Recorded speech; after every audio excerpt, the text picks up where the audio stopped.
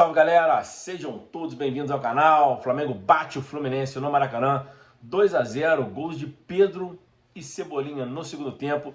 Sacramento a vitória do rubro-negro sobre o tricolor e garante com uma rodada de antecedência a primeira colocação do primeiro turno do Carioca, a famosa Taça Guanabara, já que para o Flamengo perder a primeira colocação para o Fluminense, teria que perder para o Madureira na última rodada, e o Fluminense golear o Botafogo com 9 gols de diferença, ou seja, impossível as duas coisas acontecerem.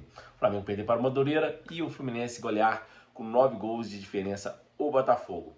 O Flamengo vence o Fluminense num jogo em que o Fluminense, óbvio, não colocou todas as suas atenções para a partida, já que o Fluminense tem uma decisão de taça internacional no meio desse clássico, né, que é a final da Recopa Sul-Americana, ao qual jogou na quinta-feira contra a LDU em Quito, perdeu de 1 a 0, agora tem um jogo na quinta-feira que vem, também no Maracanã, contra a LDU, e o Fluminense precisa de 2 gols de diferença para se sagrar campeão pela primeira vez da Recopa. Ou seja, por isso o Fluminense não tinha todas as atenções para o clássico acho que foi colocado de maneira errada, no meio de uma decisão de taça internacional, né?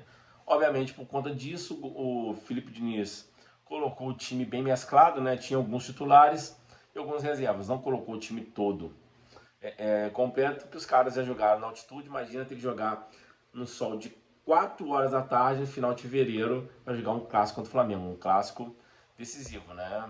Que quem vencesse praticamente garantiu o primeiro lugar no primeiro turno. Bom, falar do jogo, como eu disse, o jogo foi às 16 horas da tarde, no final de fevereiro, um calor de matar no Rio de Janeiro. Por isso tivemos um primeiro tempo bem aquém, deixou muito a desejar o primeiro tempo, as duas equipes não correram tanto, né? Um sol muito quente, um jogo muito truncado no meio de campo. O Fluminense, aquela jogada tradicional de tentar reter a bola, tentar sair jogando, o Flamengo pressionando o Fluminense, tentando roubar a bola ali na entrada da grande área do Fluminense, sempre fazendo com que todos os seus atacantes, né, o Flamengo continua naquele 4-3-3, Luiz Araújo, Pedro, Cebolinha, pressionando mais o Arrascaeta, o De La Cruz vindo de trás e o Pulgar ali fechando a cabeça de área, né? O Flamengo tentava pressionar e o Fluminense tentava sair jogando. Não tivemos muitas chances no primeiro tempo, o Flamengo tentou, o Fluminense também, a melhor chance foi uma cobrança de falta de John Arias do Fluminense, que foi no ângulo, o Rossi conseguiu buscar, e teve o gol do Fluminense anulado, bem anulado, o cruzamento do Diego Costa, o zagueiro do Fluminense acabou cabeceando pro gol, mas ele estava impedido, né? E o Flamengo teve algumas chances não tão claras como essa do Fluminense, que foi anulado, e a falta. E já no segundo tempo as coisas mudaram. Já era mais de 5 da tarde, o sol já estava se recolhendo, estava dando aquela amenizada no calor e o ritmo provavelmente seria outro. E foi outro. Só que o Flamengo voltou melhor para o segundo tempo. Logo de cara, com 10 minutos, faz seu gol, né? Numa jogada em que o Ayrton Lucas cruza e o Pedro empurra para o gol praticamente sem goleiro, faz 1 a 0. Ali o Flamengo faz 1 a 0 no começo do segundo tempo. Ganhou campo, foi para frente. O Flamengo conseguiu neutralizar as jogadas do Fluminense e conseguiu ganhar campo, né? Que ganhar campo? Colocar seus jogadores mais no campo de defesa do seu adversário, sem deixar o adversário sair tocando com tanta tranquilidade, forçando o chutão. Tanto por isso o Fábio se enrolou algumas vezes, tendo que dar chutão, e numa delas quase entrega no pé do Arrascaeta, e o Arrascaeta chuta do meio campo, sem goleiro, e a bola passa a coisa de 1 metro, 1,5 metro do gol, quase um gol do meio de campo, numa falha do Fábio, que tentou sair jogando porque o Flamengo pressionava e forçava o Fluminense a dar o chutão. E o Flamengo também fez o segundo gol com um golaço, ao meu ver, um golaço. Uma jogada que o De La Cruz recebe um lateral no meio campo, sai driblando, toca no Arrascaeta, que dá de letra no Pedro de letra, o Cebolinha que chuta de fora da área, de entrada da área. O Fábio aceita a bola, era defensável, o Fábio foi com a mão meio mole, bola batendo no Fábio, foi pro fundo do gol, 2 a 0 o Flamengo.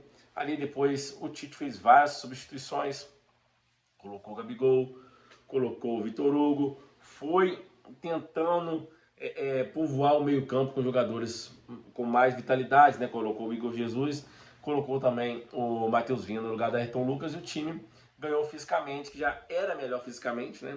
Vamos lembrar que eu acabei de dizer no começo do vídeo, o Fluminense jogou na altitude, alguns desses titulares jogaram hoje, sentiram lá em Quito, e hoje, obviamente, com aquele calorão de 4 horas da tarde, ia morrer no primeiro tempo. Diniz fez várias substituições também, mas nenhuma delas levou o Fluminense a jogar melhor que o Flamengo no segundo tempo. O Flamengo foi amplamente melhor no segundo tempo, diferente do primeiro, que foi um jogo mais equilibrado, e que o Fluminense teve as duas melhores chances, o gol anulado e a falta do John Arias. E o Flamengo foi soberano, poderia ter feito um placar até mais elástico, teve essa bola do Arrascaeta de fora do meio campo, que passou para fora, teve algumas jogadas que o Flamengo não concluiu bem o último passe, e o Flamengo vence 2-0, né, garante o primeiro lugar. Como eu disse, o Fluminense está com as atenções voltadas no final da Recopa, mas é um clássico. Clássico você tem que ganhar, clássico não tem essa de o adversário está misto, o adversário está com as reservas. O Fluminense estava com o time misto, bons titulares jogaram hoje, né? Fábio, John Arias, que para mim é o melhor jogador do Fluminense, Germancano, né? O Diogo Barbosa, André, ou seja, o Fluminense tinha vários jogadores titulares no time. Sem contar alguns medalhões que não são titulares, mas são medalhões. Renato Augusto, Douglas Costa, né? A linha de zaga do Fluminense também não era titular, mas tinha ali um cara que para mim é melhor que o Felipe Melo. O Felipe Melo é um ex-jogador de atividade, ou seja, o Fluminense tinha um time bem consideravelmente para a partida. Não eram seus titulares, mas um time forte para enfrentar o Flamengo.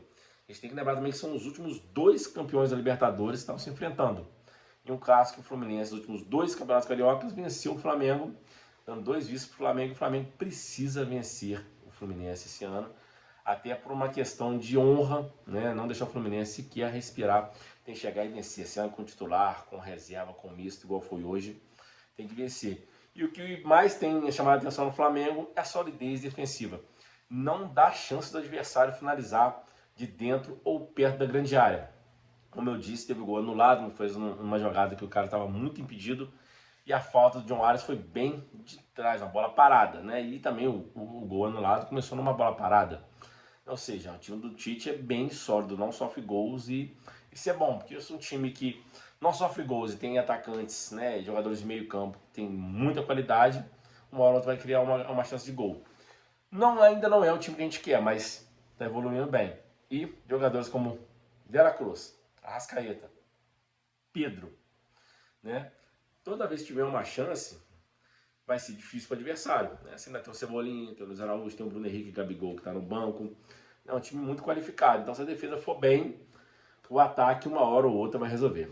É isso aí, um abraço, uma vitória no clássico, um clássico que hoje em dia não vale tanto por conta de ser um campeonato estadual, que já não tem mais aquele peso que tinha até meados dos anos 2000 para trás, mas é sempre um Fla-Flu e Fla-Flu tem que vencer. É isso aí, um abraço, deixe seu comentário aqui o que vocês acharam do jogo e tamo junto.